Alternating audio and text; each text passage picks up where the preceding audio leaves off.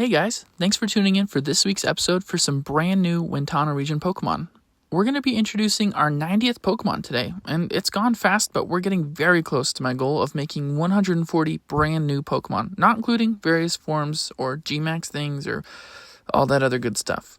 Today, we're introducing another regional form Pokemon, sort of, you'll see what I mean soon. But before we do that, I want to introduce a Psychic 2-stage Pokemon. So far, we have 2 Psychic types in our region. One I introduced a couple weeks ago, and our regional bird that can psychically enter dreams to manipulate people. Kind of scary. The one I introduced a couple weeks ago was a telekinetic firefly flying ant hybrid thing. It's complicated. Go watch that video if you have questions about what that means. But today, we're going to create a new Psychic Pokemon with an entirely different aspect of psychic powers. One thing that we don't see a lot of in Pokemon is Pokemon who commune with the dead.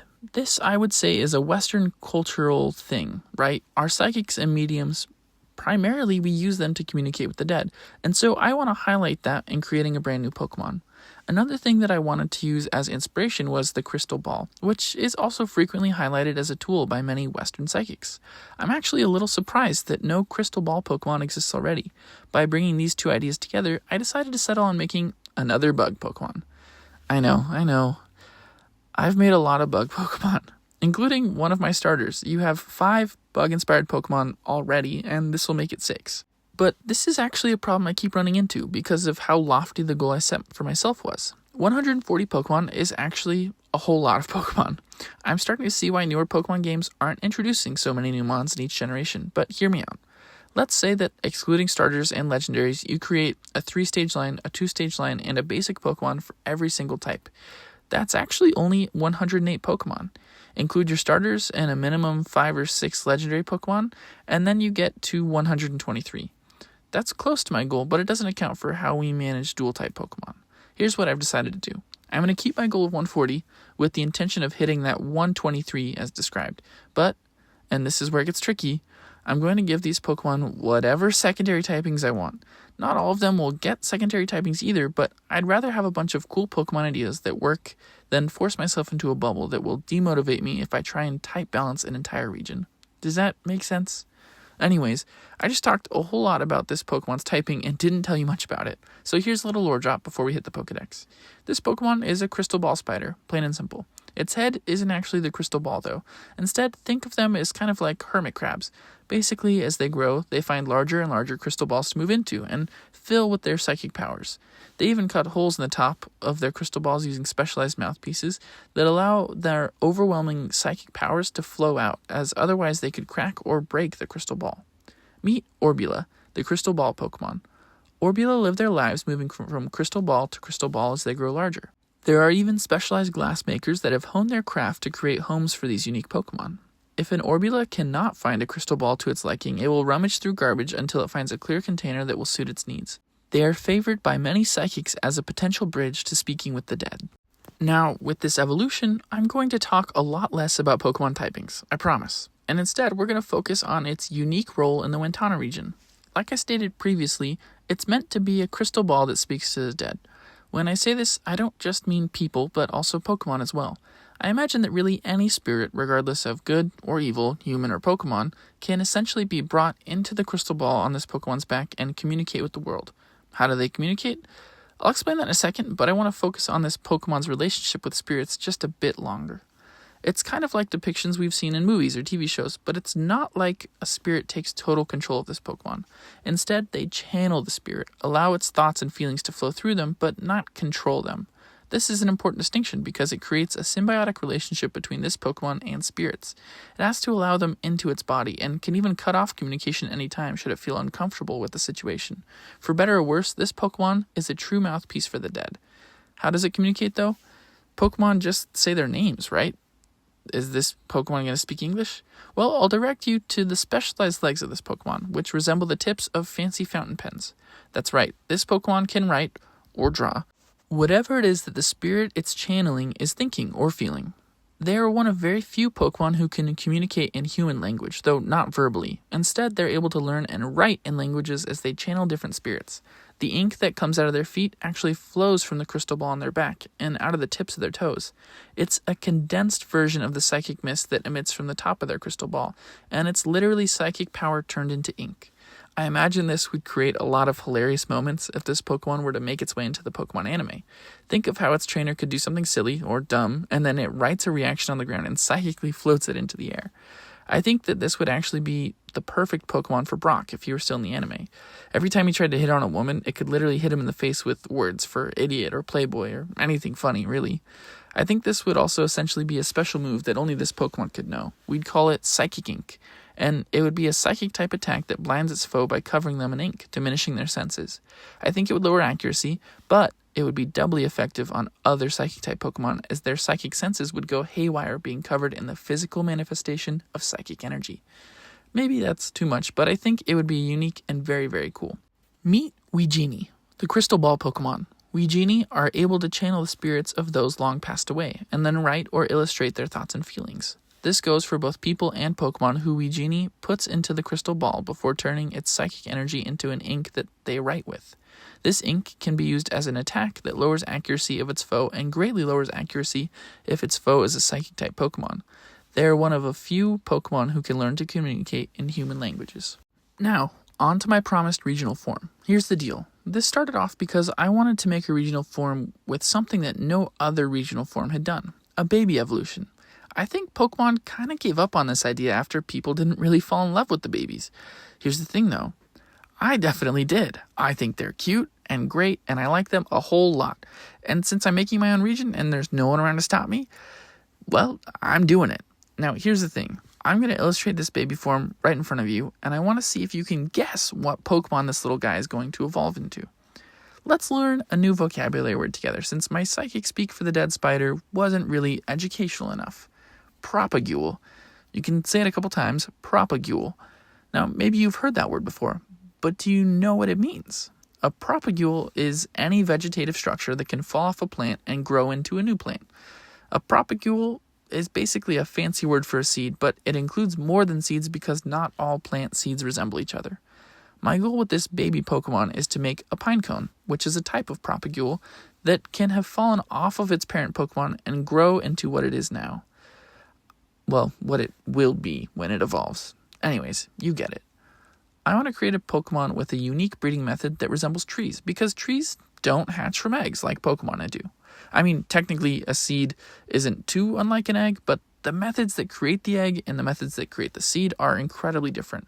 Maybe you don't know this, but a majority of plants carry male and female DNA inside of themselves, as well as the necessary structures to combine them and create new plants. That doesn't mean that they breed with themselves, although some can and do. It just means that plants aren't really male or female, or gendered at all. Seeds are what happen when male DNA of one plant combines with the female DNA of another. Think of it like this. When pollen gets into the air or onto a bee, it might eventually make its way to another flower where it can be deposited to make new seeds. Trees do this too, and often place large groupings of these seeds into pine cones. All of this fancy talk is to try and tell you what I imagine is happening with that final stage of this Pokemon. It lumbers through the forests on windy days, releasing its pollen into the air, hoping that it will find other Pokemon. This pollen leads to the creation of what will become the Pokemon you have before you, a little pine cone. Once the pine cones are large enough, they drop off their parent Pokemon, though they'll still follow them around like a little herd. Now is your final opportunity. You get one last chance. Guess what regional form this Pokemon is going to evolve into in the comments below.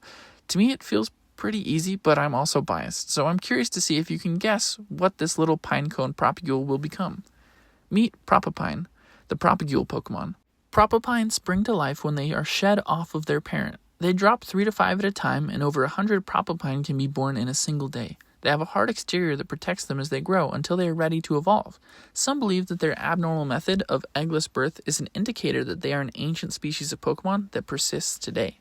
So, moment of truth. How many of you guessed Snover? Probably a lot of you, but here's why I did this. With my region spreading into California, it would almost feel disrespectful to not create a Pokemon based on the giant redwood trees that are found there. They're in northern Cali, and so In the northern area of my region, I've created my own giant redwood forest. I think I'm just going to call it the Great Woods Forest for my purpose, but it's an homage to one of the largest and oldest organisms living on our planet today. In making this Pokemon, though, it felt redundant to try and create a brand new pine tree Pokemon when Snover and Abomasnow already existed. I love these guys, and so I'd rather put my own spin on them. Part of that is creating the baby Pokemon Propapine, something that no other regional form has had. The other part is going to be removing the snow from Snover. I want my Pokemon to be a grass fighting type instead. Here's where I struggled though. How do I make a regional form of a Pokemon that has snow in the name while removing the snow from the Pokemon? At the end of the day, I decided to just accept it and move on, as this isn't a convergent Pokemon. They're basically going to be identical still, mine is just a different kind of tree. To make it a fighting type, I wanted to better highlight something that isn't even on Abomasnow, the bark and the pine cones. Now, Snover has little pants made of bark, or at least they look like it, but I want to do a little bit more. I decided to place giant pine cones at the end of Wentano and Snover's arms. I imagine that these are actually pinecone halves, and are the husk of what it lived in as a Propapine. Now, they're highly reinforced fists that deliver strong punches. I think it would be awesome if this Pokemon's bark and needles were essentially how it fought and delivered blows. Abomasnow and Woodhammer are synonymous for me, but I want this Pokemon and its evolution to be the masters of that move. This Pokemon trains its bark and needles to be hard as stone, and then uses them to deliver massive blows one after another. It may not be the fastest Pokemon, but get hit by one of its attacks and you're in for a world of hurt. And this is the last thing I'll say because it's a little embarrassing. For those of you with keen eyes, you may have noticed that my brushes don't look the same for this drawing. I was doing a commission. I forgot to switch them back after drawing Snover. So cut me a break on this one. I'm not going to redraw it. I don't have the time or energy right now. But if you noticed, hats off. If you didn't, I've embarrassed myself for no reason. Regardless, meet Wentano and Snover, the hardened tree Pokemon. This Pokemon evolves from Propapine, but retains the pinecone-like husk that it lived in as a basic stage Pokemon. This husk is used on each hand as hardened fists that can deliver devastating blows to an opponent.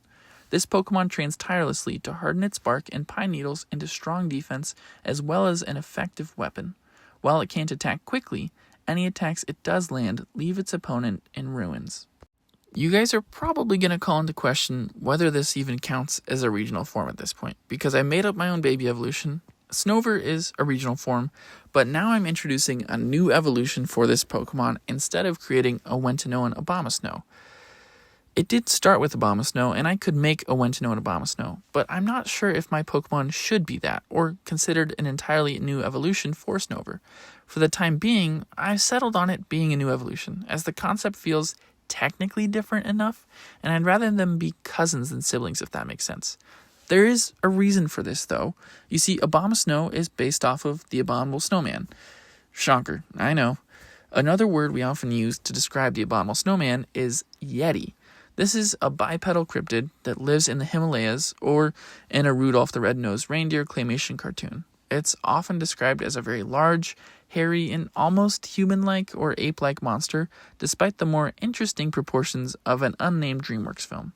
Depictions of the Yeti have appeared across media for decades, and honestly, it's just because Yetis are cool. Yetis are cool. They're great. The American equivalent of the Yeti is the Bigfoot, and shockingly, it doesn't get as much representation as you might expect. Now, both legends came into existence independent of each other, but because of their similarity, many modern-day cryptidologists, or whatever they call themselves, believe them to either be the same species or at least distantly related ones.